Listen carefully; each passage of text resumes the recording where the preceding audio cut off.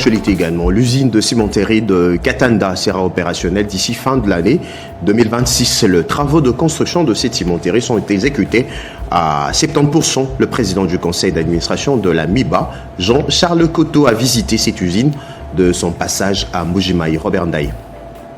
La cimenterie de Katanda jouera un rôle clé dans l'approvisionnement en ciment, non seulement dans la province du Kasaï oriental, mais aussi sur l'ensemble du pays, avec un coût réduit de sacs de ciment.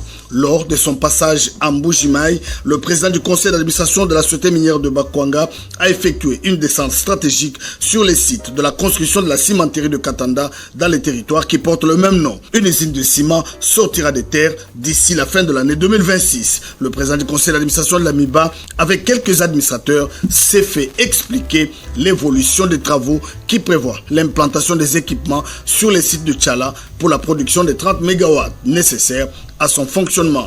10 MW seront rétrocédés à la MIBA pour soutenir la relance de ses activités minières. Le président du conseil d'administration a inspecté également les 3 plateformes constituant les socles de la future unité industrielle. On a trouvé une stratégie assez importante, c'est-à-dire tant au niveau social qu'au niveau de la production. Ici, nous avons bien voulu travailler des concerts avec nos amis chinois afin de pouvoir créer pour la toute première fois dans l'espace des Grands Kasaï d'avoir une cimenterie.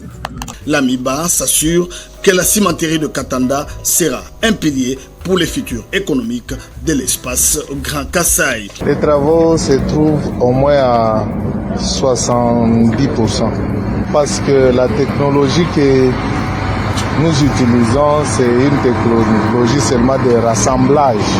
L'usine est déjà prête.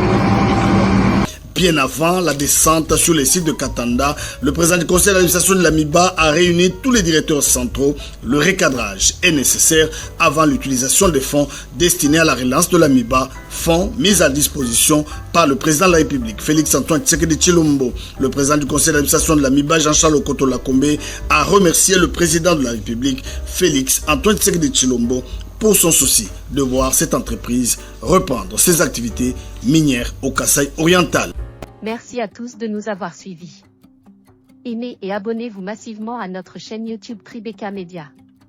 Au revoir et à la prochaine.